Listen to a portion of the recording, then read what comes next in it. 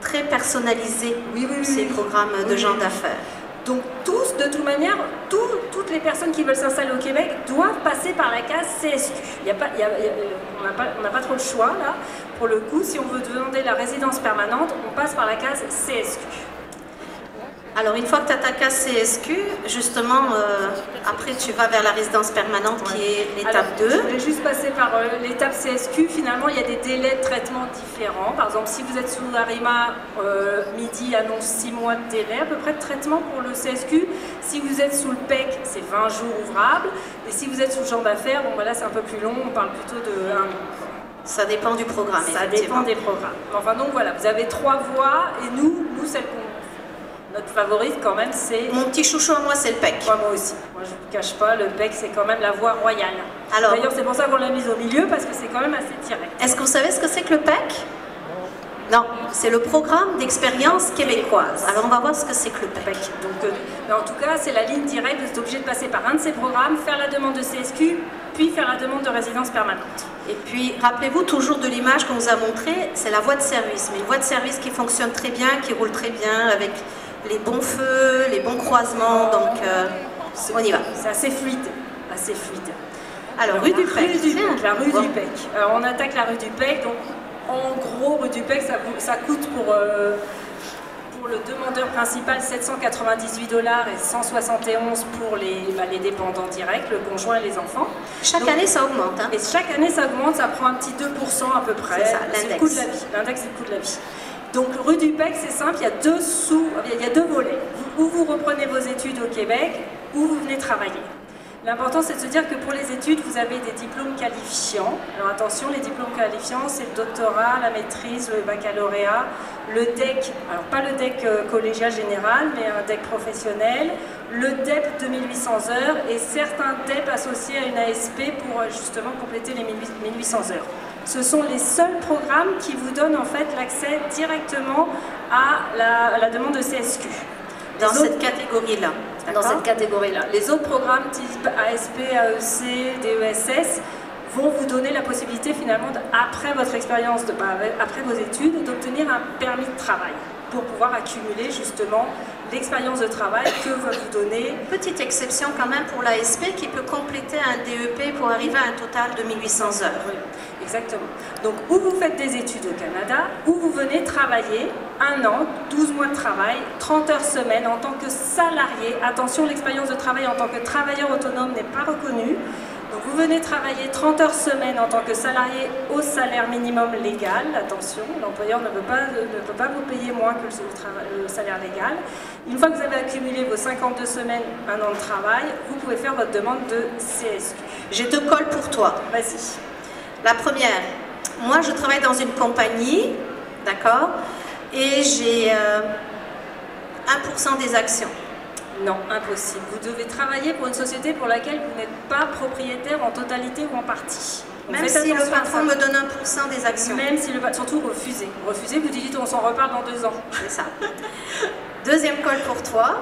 C'est de l'improvisation, elle me colle comme ça, c'était pas prévu au programme. Je te rattrape au vol, t'inquiète, mais je n'ai pas besoin de faire quoi que ce soit.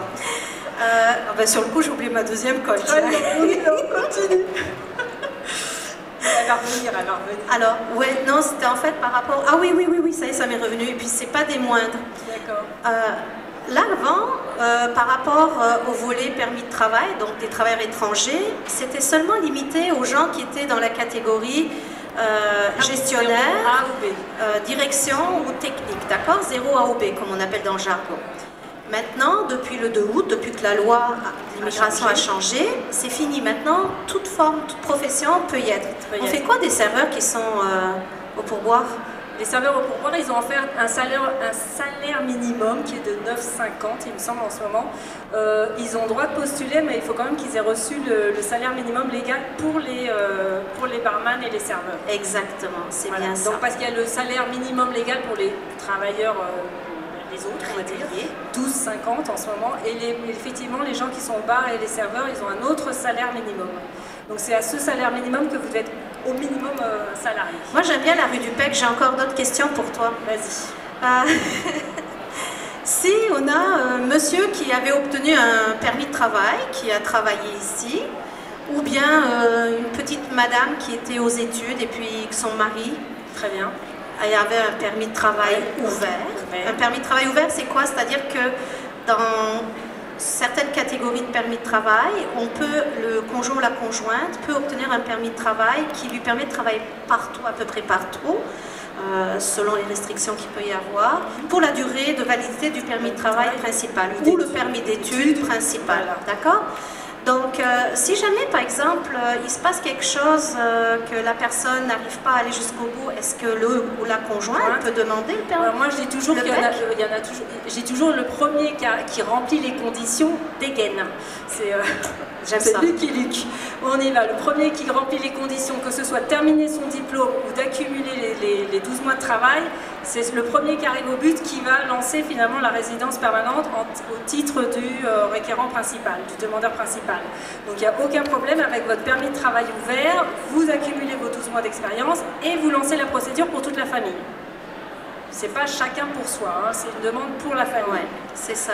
Ça, c'était vraiment un grand cadeau que nous a fait le gouvernement parce que c'était vraiment pas le cas et c'était assez rodéo parfois pour des personnes à accéder. Et même maintenant, si votre conjoint, alors s'il y a rupture du couple, je préfère parce que moi j'en vois beaucoup. Alors il y a des ruptures de couple parfois, donc forcément le conjoint tout d'un coup il se retrouve tout seul au Canada parce que le partenaire a quitté puis il a abandonné sur place, parfois ça arrive. Abandonné sa femme? Ou parfois ils se sont juste séparés. Okay. Mais le conjoint qui est resté avec son permis de travail ouvert peut faire la procédure tout seul avec son permis de travail ouvert. C'est pas parce qu'ils se sont séparés qu'il perd la possibilité de continuer de travailler au Canada, enfin au Québec en tout cas, là on parle du Québec, mais il continue de travailler. Dès qu'il a accumulé ses 12 mois de travail, il lance sa procédure en nom propre. Tu as dit excellente chose, lapsus, mais un très bon lapsus. Il faut que l'emploi soit au Québec. D'accord? Donc, il ne faut pas faire forme déguisée où on se vit à Gatineau et on travaille là-bas. Ça ne sert à rien parce que c'est des fiches de salaire, etc. Québec qui vont être considérées. Oui. Il faut que l'employeur soit... mon Dieu, on pourrait parler pendant des heures, tellement on aurait des choses à dire. Il vous reste 2 minutes. Il faut vraiment que l'employeur vous soit enregistré comme une société québécoise. C'est ça. Exactement. Alors donc, en fait, on a déjà fait tout ça. Ouais, j'aime bien ta vue du travailleur et du diplômé, c'est pas mal ça. Du diplômé, voilà. Donc parfait. En fait, on vient de parler des deux voies, des deux volets, donc les diplômes qualifiants et ou les 12 mois d'expérience de travail qui vont vous donner la possibilité d'obtenir le CSQ. Parlez-vous français? Oups, la question qui fâche. Right. La question qui fâche, il faut absolument avoir un niveau de français B2.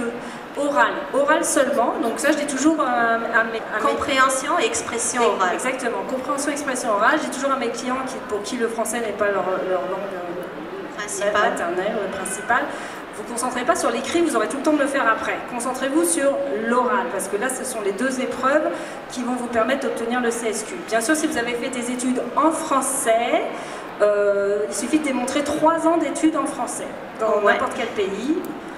Alors, dans n'importe quel pays, mais si par exemple vous avez été dans le système français, les lycées français à l'étranger, c'est un réseau qui est officiel, dont le diplôme est, par exemple, à la fin du secondaire, c'est ça, l'équivalent du secondaire 5 et plus, c'est le baccalauréat français, d'accord? Donc il faut que la personne, par exemple, ait le baccalauréat français, l'équivalent du baccalauréat français. Sinon, ça peut être très bien d'une école qui a enseigné, dont la langue d'enseignement était en français, mais il faut que l'école fasse une attestation en plus qui dise que la formation a été faite en français, en langue française. Si vous n'avez pas passé votre bac, il n'y a aucun problème, vous pouvez mettre juste les relevés de notes de 3 années d'études, donc c'est 3e, seconde, première par exemple. On se fiche de vos notes. Hein. Moi j'en ai, ils viennent tous stressés, oui mais j'étais pas très bonne. Même si c'est 6 en français, on s'en fout. C'est pas grave, même si vous avez 6 sur 20 en français pendant vos 3 années d'études, c'est pas grave. C'est pas ça qu'on va juger, ce qu'on veut juger c'est que vous avez été capable de suivre des cours en français pendant 3 ans. Et de même aussi, un problématique qu'on voit souvent, c'est que les gens ils disent oui, j'ai, mais ils n'ont pas les originaux. Donc assurez-vous que ce soit des copies conformes par rapport à ces diplômes-là, pas ces diplômes, les diplômes on n'en a pas besoin, à ces relevés de notes, d'accord? Et aussi un élément très important, c'est que ne vous y prenez pas la dernière minute pour demander à votre mère de sortir les boîtes où vous avez rangé vos relevés de notes. Exact. Donc, il faut vraiment, avant même de commencer votre projet d'immigration, sortir ça, que ce soit prêt, quitte à faire des demandes de duplication, c'est ça, tout ça. demander des copies certifiées conformes à l'établissement, c'est ce qu'il y a de plus simple. Au moins, Ouais. les copies certifiées conformes par l'établissement, c'est ce qu'il y a de plus simple. Sinon, c'est le consulat qui représente le pays où vous avez fait vos études qui peut certifier conforme les relevés de J'ai aussi un autre conseil à donner, même si c'est pas le sujet, là, tu aurais dû appeler rue du couple. Ah oui, pourquoi? Ouais. Vas-y. C'est enfin le pont, tu sais les ponts, comment ça s'appelle là, les amoureux où Des tu amoureux allais, à Venise. Exact. En fait, ça me fait penser aussi aux conjoints de fait, en parlant des documents qu'il faut préparer par avance. Lorsque vous arrivez au Québec et que vous êtes conjoint de fait, c'est-à-dire que vous n'êtes pas marié mais que vous avez une vie maritale depuis au moins 12 mois. Donc, pour le PEC, ça s'enclenche vraiment et ils sont vraiment excessivement exigeants que les preuves que vous allez donner, qui justifient votre preuve de conjoint de fait, vos deux noms apparaissent sur les documents que vous allez présenter lors de la demande du PEC un an après. Donc, n'allez pas ouvrir un compte bancaire un mois avant. Quand vous allez, à votre arrivée, déjà faire le nécessaire pour avoir l'Hydro-Québec, les factures, etc. Téléphone, Internet. Mettez vos deux noms dessus dès le départ. Pourquoi? Parce que comme ça, vous allez avoir la preuve d'avoir 12 mois de vie commune avec des documents, avec vos deux noms dessus. Oui. Si vous êtes marié, la question ne se pose pas. Mais si vous êtes conjoint de fait, le Québec, ils sont très exigeants. Vous devez démontrer 12 mois de vie commune au Québec. C'est-à-dire que si vous avez passé 20 ans ensemble à l'extérieur, ça marche pas. Ça marche pas. Ils veulent 12 mois de vie commune au Québec. Donc si madame vous a rejoint 6 mois après, malheureusement, il va falloir attendre 6 mois de plus. C'est ça. Par contre, s'ils sont mariés, c'est pas du tout non, le cas. Si madame peut vivre à Tombouctou, et puis vous ici, et à ce moment-là, ça peut être monsieur qui peut vivre à l'extérieur. Aussi. Voilà.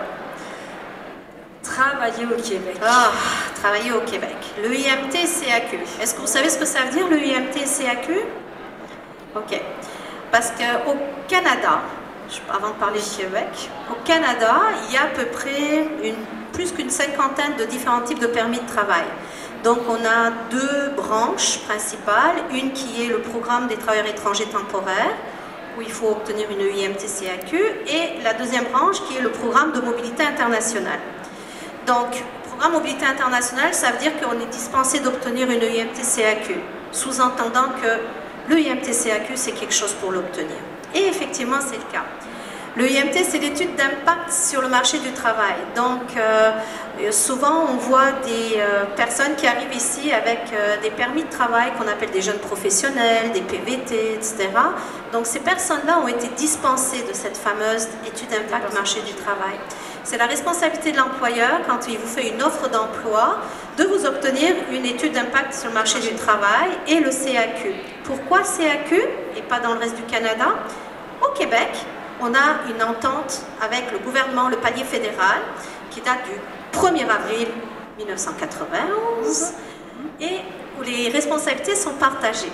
Donc, le Service Canada, qui traite la partie de l'employeur, va étudier l'entreprise pour voir si l'entreprise est en mesure de pouvoir être solide, voilà, être solide, avoir des moyens financièrement et réels et véritables. C'est pas une entreprise qui a été juste créée comme ça pour recruter quelqu'un pour semblant. Et la partie Québec, donc le MIDI, le ministère d'immigration, eux, ce qu'ils vont faire, ils vont analyser le profil du candidat et voir si les critères, les conditions d'emploi peuvent être respectées. Donc ils vont regarder le profil des études du candidat par rapport à la profession, niveau langue si l'employeur l'a exigé. Ils vont également regarder les expériences professionnelles si ça a été demandé et aussi vérifier si l'employeur respecte les conditions de salaire et tout ce qui va avec. Parle-nous de l'affichage. L'affichage. Ça on n'aime pas trop, mais on est obligé de passer par là. Donc, il existe une certaine liste de postes où on est dispensé de démontrer nos efforts d'affichage. Mais ça ne veut pas dire qu'il ne faut pas qu'on est dispensé de les faire. Donc, l'employeur doit afficher un minimum de 28 jours en continu sur un minimum de 3 supports ou moyens de, pas seulement des affiches, mais ça peut être de la radio, ça peut être auprès des associations, des organismes, enfin bref, c'est assez complexe.